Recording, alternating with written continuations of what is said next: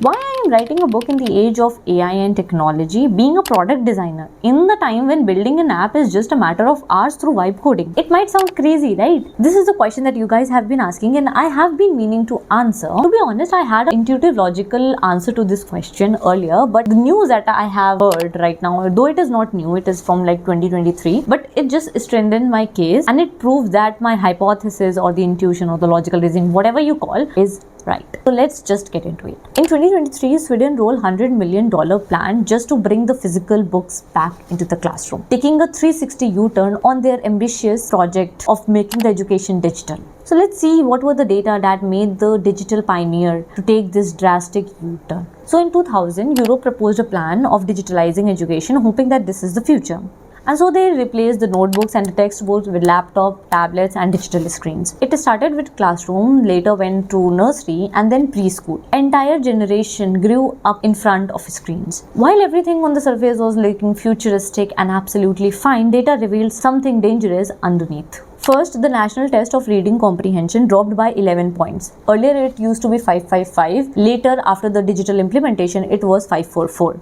This might sound very minute, but it was a big deal for Sweden because Sweden Pearl test used to be the benchmark of the Europe. Second, the exam of PISA testing the competence in STEM was getting worse by each year. Third, the OECD data warned that whichever country is investing heavily and relying in technology in education, the students are performing worse. The Karolinska Institute, which is a pioneer in medical research in Europe, said directly that the digital medium of education is hampering the learning and cognitive ability of a student. And finally, Sweden's education minister said, Swedish children need more textbook. Textbooks are an essential part of student learning. And 2023, they plan to roll out 100 million euro to just bring back the physical textbook inside each class. So what are the reasons that digital interfaces would never compete with a physical book? So first is distraction. This is very obvious. One notification could just ruin your entire attention.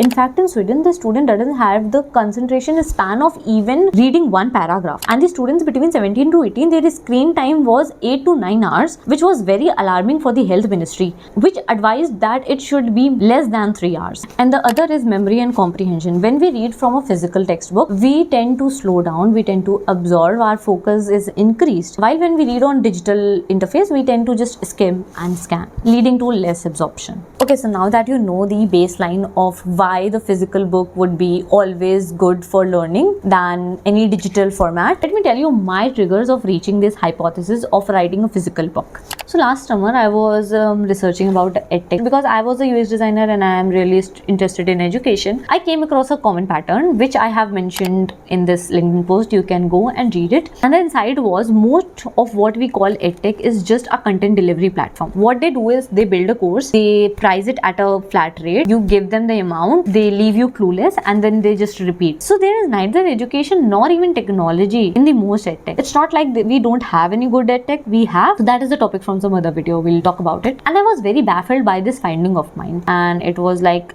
no, this is not how I want to build a solution. Very particular that I want it to be ethical and students can get real benefit from it. That's why I was like, I don't want to distract the student. I don't want to capture their attention. I want them to be attentive. I want them to be curious. I want them to be informed. I want them to be thinkers, not just zombies consuming content. So that's why I went on with writing a book. And this book would be the foundation of my education philosophy. And that is why it is taking time. Nowadays, I'm reading a lot about cognitive science, learning sciences, behavioral design, and education system in general. And this book would take some time, but I am putting in the efforts. Let's see. So yeah, I'll be keeping you updated. And if you have any specific topic, please do write in the comment and see you in the next video. Bye. How much digitization belongs in the classroom? The future is digital, so we have to teach those tools to our children and prepare them. If I could choose, I'd opt for a combination.